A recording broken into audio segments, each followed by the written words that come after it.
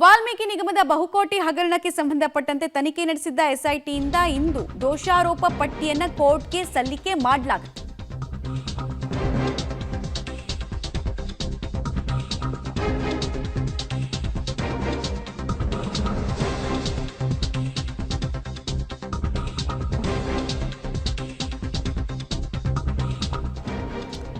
ನೋಡಿ, ಇಂಟ್ರೆಸ್ಟಿಂಗ್ ವಿಚಾರಗಳು ಗೊತ್ತಾಗ್ತಾ ಇದೆ. ಈ ದೋಷಾರೋಪ ಪಟ್ಟಿಗೆ ಸಂಬಂಧಪಟ್ಟಂತೆ 3072 ಪುಟಗಳ ಎಕ್ಸ್ಕ್ಲೂಸಿವ್ ಪ್ರತಿ ನಿಮ್ಮ ಪಬ್ಲಿಕ್ ಟಿವಿಗೆ ಲಭ್ಯ ಆಗಿದೆ.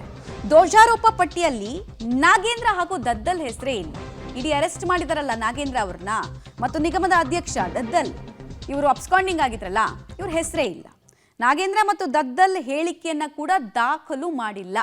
ಮೃತ ಚಂದ್ರಶೇಖರ್ ನೇರವಾಗಿ ನಿಗಮದ ಅಧ್ಯಕ್ಷ ಹಾಗೂ ಸಚಿವರ ಹೆಸರನ್ನ ಉಲ್ಲೇಖ ಮಾಡಿದ್ರೂ ಕೂಡ ಇಲ್ಲಿ ಮಾತ್ರ ಯಾವುದೇ ಉಲ್ಲೇಖಗಳು ಆಗದೆ ಇರೋದು ಬಹಳ ಕುತೂಹಲಕ್ಕೆ ಕಾರಣ ಆಗ್ತಾ ಇದೆ ಮತ್ತು ಈ SIT ತನಿಖೆ ಟ್ರಾನ್ಸ್ಪರೆನ್ಸಿ ಬಗ್ಗೆನೇ ಪ್ರಶ್ನೆ ಎತ್ತುವಂತೆ ಮಾಡಿದೆ. 3072 ಪುಟಗಳಲ್ಲಿ ಚಂದ್ರಶೇಖರ್ ಅವರು ಹೇಳಿದಂತಹ ಯಾವ ವ್ಯಕ್ತಿಗಳ ಹೇಳಿಕೆಯನ್ನು ಕನಿಷ್ಠ ಪಕ್ಷ ಇಲ್ಲಿ ದಾಖಲು ಮಾಡಿಕೊಂಡಿಲ್ಲ. ಇದು ಬಹಳ ಮೇಜರ್ ಅನ್ನಿಸ್ತಾ ಇದೆ. ಇಡಿ ನೋಡಿದ್ರೆ ಇವರಿಬ್ಬರ ಪಾತ್ರದ ಬಗ್ಗೆ ತನಿಖೆಯನ್ನು ನಡೆಸ್ತಾ ಇದೆ. ನಾಗೇಂದ್ರ ಅವರನ್ನು ಅರೆಸ್ಟ್ ಮಾಡಿದ್ದಾರೆ. ಇನ್ಫ್ಯಾಕ್ಟ್ ಅವರು ರಾಜೀನಾಮೆ ಕೊಟ್ಟಿದ್ದು ಕೂಡ ಇದೇ ವಿಚಾರದಲ್ಲಿ. ಬಟ್ SIT ನೋಡಿದ್ರೆ ಇವ್ರ ಪಾತ್ರದ ಬಗ್ಗೆನೇ ಉಲ್ಲೇಖ ಮಾಡಿಲ್ಲ. ಇವರು ಪಾತ್ರದಾರರೂ ಅಲ್ಲ, ಸೂತ್ರಧಾರರೂ ಅಲ್ಲ ಅಂತ SIT ಕನ್ಕ್ಲೂಷನ್ಗೆ ಬಂದು ಚಾರ್ಜ್ ಶೀಟನ್ನು ಸಲ್ಲಿಕೆ ಮಾಡ್ದಂಗೆ ಕಾಣಿಸ್ತಾ ಇದೆ. ಹಾಗಾದ್ರೆ ಏನಿದೆ ದೋಷಾರೋಪ ಪಟ್ಟಿಯಲ್ಲಿ ಅಂತ ನೋಡೋದಾದ್ರೆ, ವಾಲ್ಮೀಕಿ ನಿಗಮದ ಹಣ ಕೊಳ್ಳೆ ಹೊಡೆಯೋದಕ್ಕೆ ಅಕ್ಟೋಬರ್ 2023ರಲ್ಲೇ ಪ್ಲಾನ್ ಅನ್ನ ನಡೆಸಲಾಗಿತ್ತು.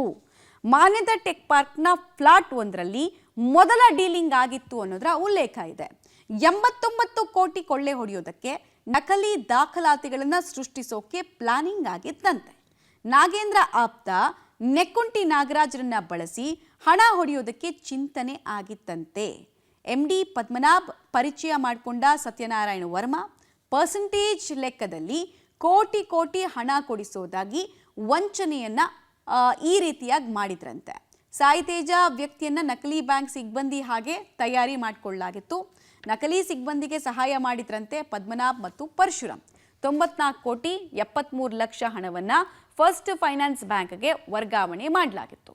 ಫಸ್ಟ್ ಫೈನಾನ್ಸ್ ಬ್ಯಾಂಕ್ನಿಂದ 18 ನಕಲಿ ಕಂಪನಿ ಅಕೌಂಟ್ಗೆ ಹಣ ಹರಿದು ಹಂಚಿ ಹೋಗಿರೋದನ್ನ ಕೂಡ ಚಾರ್ಜ್ ಶೀಟ್ನಲ್ಲಿ ಉಲ್ಲೇಖ ಮಾಡಲಾಗಿದೆ.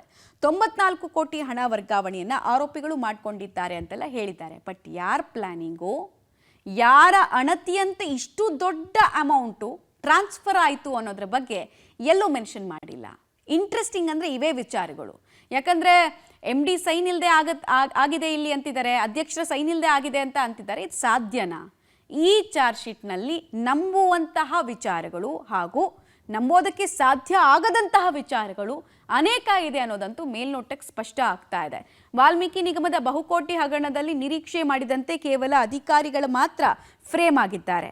ಅದರ ಹಿಂದಿರುವಂತಹ ಪಾತ್ರದಾರರು ಇಲ್ಲ, ಸೂತ್ರಧಾರರು ಇಲ್ಲ. ಅಲ್ಲಿಗೆ SIT ತನಿಖೆ ಕೇವಲ ಅಧಿಕಾರಿಗಳ ವರ್ಗಕ್ಕೆ ಮಾತ್ರ ಸೀಮಿತವಾಯ್ತಾ ಅನ್ನೋ ಬಹುದೊಡ್ಡ ಪ್ರಶ್ನೆ ಉದ್ಭವಿಸ್ತಾ ಇದೆ.